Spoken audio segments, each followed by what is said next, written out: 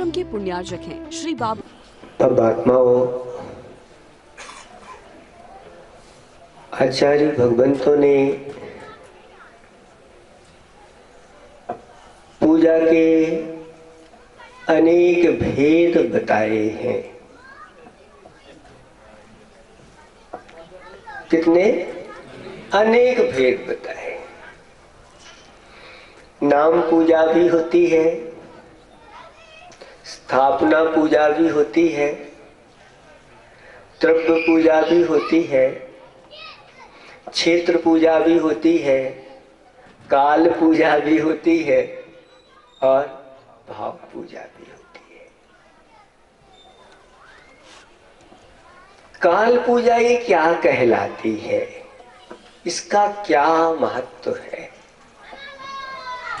तो आचार्य भगवान कहते हैं काल की पूजा नहीं की जाती, लेकिन ऐसे कुछ काल होते हैं जिन कालों में जिनेंद्र भगवान की अर्चना करने से विशेष पुण्य का संचय होता है और विशेष पाप कर्मों की निजरा होती है।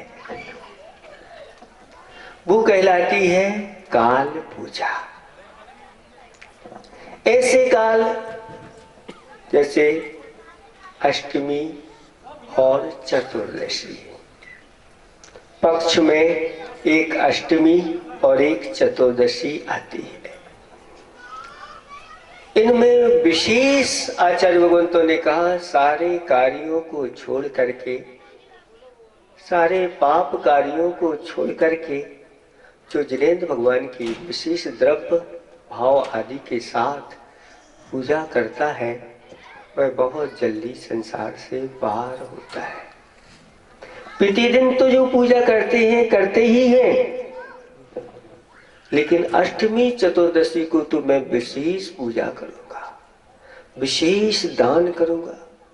ऐसे ऐसे श्रावक हुए हैं जो प्रतिदिन एक स्वर्ण मुद्रा से पूजा करते थे और अष्टमी चतुर्दशी को बाद में 16 मुद्राओं से 50 मुद्रा आदि आदि मुद्राओं को बढ़ा करके स्वर्ण मुद्राओं से, ऐसी आपकी 1-2 रुपए 100 रुपए वाली नहीं, एक स्वर्ण मुद्रा कितनी होती है?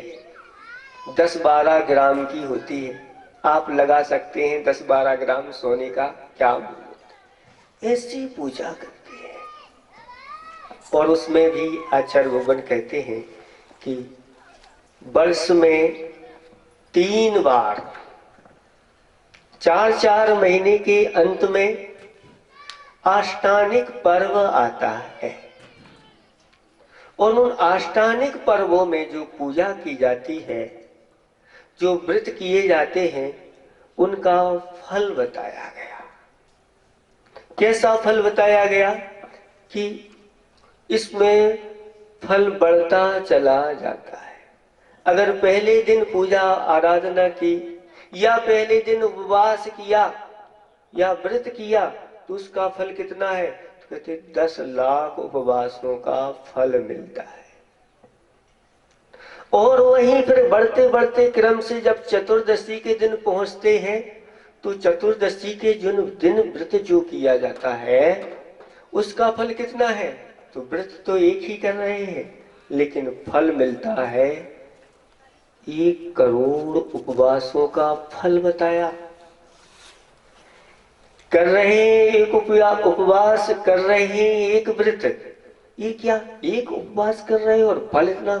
हाँ, ये तो इन कालों की महिमा होती है। संकल्प पूर्वक इन कालों में जो व्रत आदि करते हैं उसका विशेष फल आचार्य भगवंतों ने बताया। और अंतिम दिन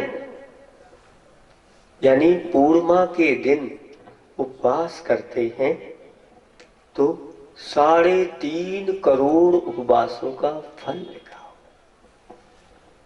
ये पर्व के दिन ऐसे आते हैं, इन पर्वों को जो छोड़ देता है वो बुद्धिमान नहीं माना जाता है। जैसे आप लोगों के सीजन आते हैं और सीजन पर अगर चूक गए, सोते रहे, पड़े रहे। अच्छे से उदाहरण देते हैं कि डाल का चूका बंदर और आषाढ़ का चूका किसान और पर्वों का चूका श्रावक फिर हमेशा पछताता रहता है। इनकी महिमा को समझो। एक विद्याधर राजा था, उसकी रानी विद्याधरी थी।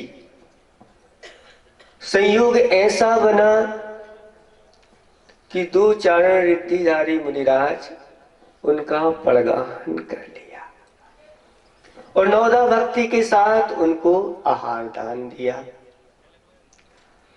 आहार दान देने के बाद बाहर देखा तो आकाश मार्ग से जय जयकार करते हुए देव चले जा रहे हैं। कहां जा रहे हैं? महाराज से पूछा, ये देव लोग कहां जा रहे हैं? तो महाराज ने कहा, नंदीश्वर पर्व में जाकर के ये पूजा आराधना करने जा रहे हैं। कल से नंदीश्वर यानी अष्टानिक प्रारंभ होने वाले हैं और चारों निकायों के देव दिव्य दिव्य सामग्री लेकर के वहां जा रहे हैं और सारे देव अपने परिवार के साथ 8 दिन की छुट्टी लेकर के चले जाते हैं। कितने दिन की? 8 दिन की छुट्टी लेते हैं कि अब हम 8 दिन जिनेंद्र भगवान की अर्चना करेंगे, इसके अलावा और कोई कार्य नहीं करेंगे। पहले जब विधान होते थे, ऐसी विशुद्धि के साथ विधान होते थे, 8 दिन के लिए सब अपने कारोबार बंद कर देते थे। 5 पापों का त्याग का संकल्प गुरुओं के सामने लेते थे।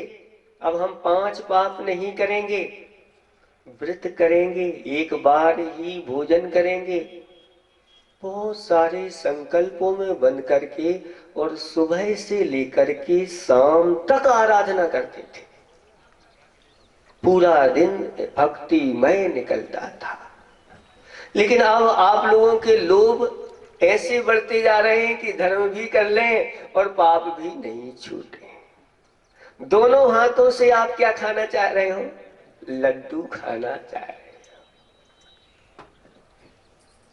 आचार्य भगवान कहते हैं कि देखो, ये कर तो रहे हो लेकिन जैसा फल मिलना चाहिए वैसा फल नहीं मिलेगा। आपको मिलेगा तो, लेकिन जो पूर्ण समर्पण के साथ सब कुछ त्याग करके जो कार्य किया जाता है उसका फल अचिंतनीय होता है।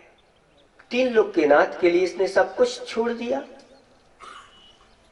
व्यापार आदि भी छोड़ दिया और समर्पित होकर के व्रत करने की भी विधि ऐसी ही बताई है कि जिस दिन आप व्रत करते हो उस दिन क्या करो?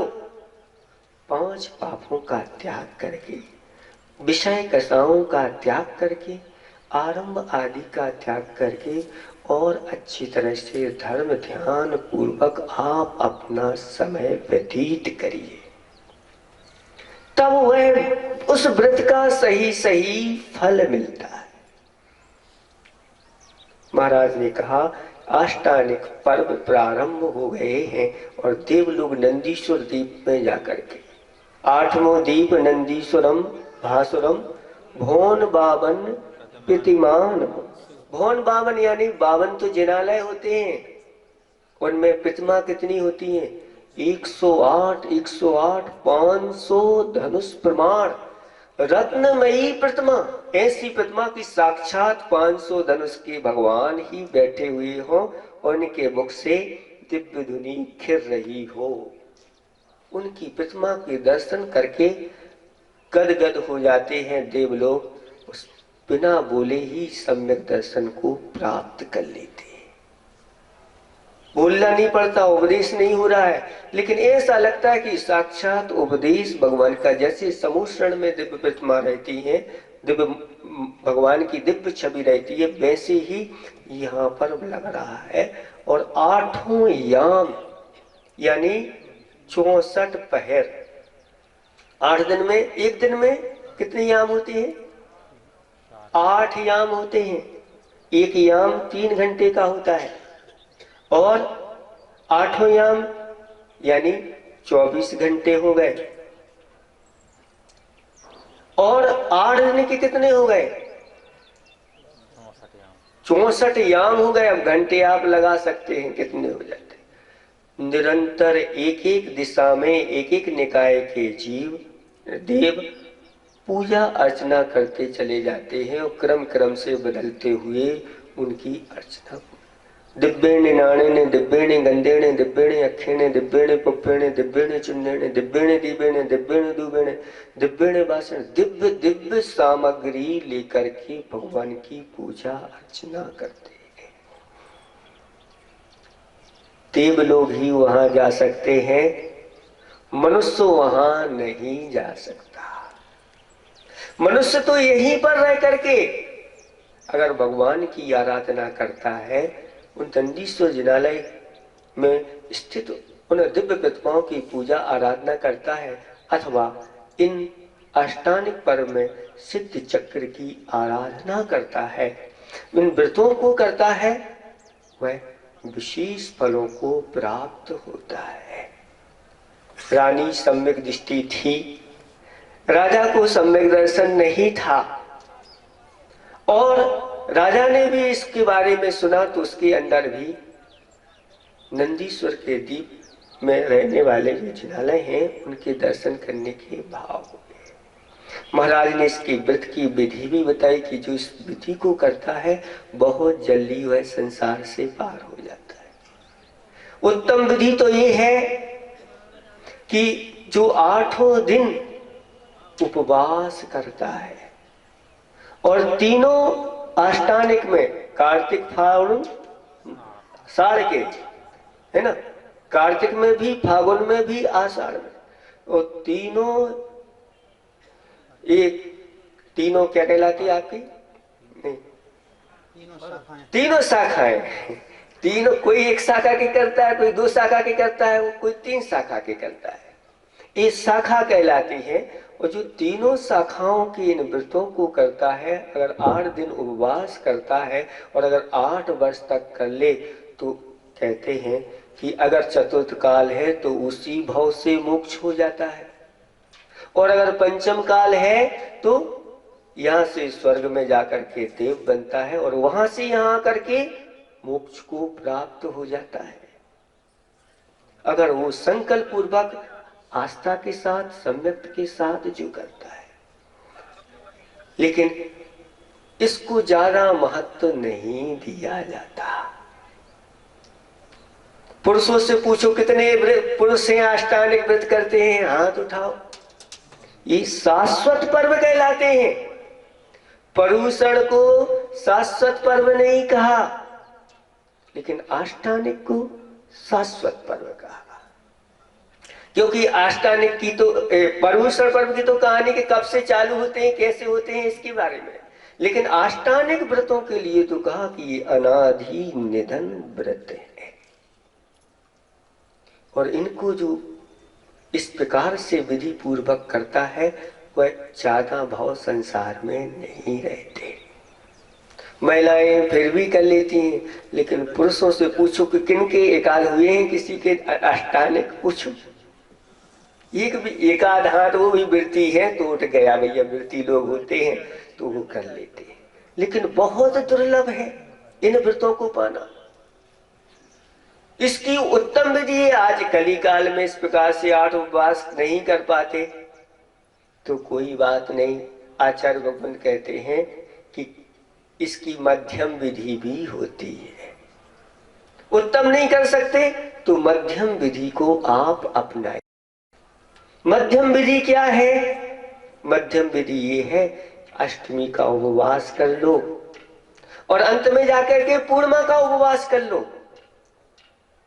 ये विधि से भी अगर आप करते हैं तो इस विधि, एक कोमली विधि आती है, इस कोमली विधि के बारे में कहा कि जो अष्टमी को उपवास करता है वह 10 लाख उपवास के फल को प्राप्त होता है, और पूर्णिमा के दिन जो व्रत करता है, उपवास करता है, वह 3.5 करोड़ उपवास के बराबर फल को प्राप्त होता है। बीच की भी विधि उसमें लिखी हुई है, उसमें बाकी बीच में आपको उपवास नहीं करना, कुछ रसों का त्याग करके, एक अन्न आदि लेकर के, अथवा हरि आदि का त्याग करके या अल्प आहार करके आप अगर करते हैं तो भी उसमें लाखों उपवासों का फल बताया। ये क्यों बताया? कर तो एक आसन रहा है, अल्प भोजन ले रहा है और फल मिल रहा है उपवासों का। तो आचार्य भगवान कहते हैं कि ये काल पूजा यही कहलाती है। इन कालों में जो इस प्रकार के व्रत किए जाते हैं संकल्प पूर्वक, क्योंकि इन्हीं में मुझे करना है, कुछ भी हो जाए परीक्षा होती है, उस परीक्षा में भी आप पास हो जाओ। मैं इन्हीं दिनों में करूंगा चाहे कुछ भी हो जाए। फिर देखो कैसा होता है। ऐसा हुआ है, संचय हो जाता है कि बहुत जल्दी उदय में आकर के अगले ही हो संसार से पार हो जाता है। ऐसे हैं जिन्होंने इस धर्म के लिए समर्पण कर दिया अपना जीवन। किसी ने कहा है कि एक बार धर्म क्या कहता है, एक बार मेरे लिए आंसू बहा के तो देख,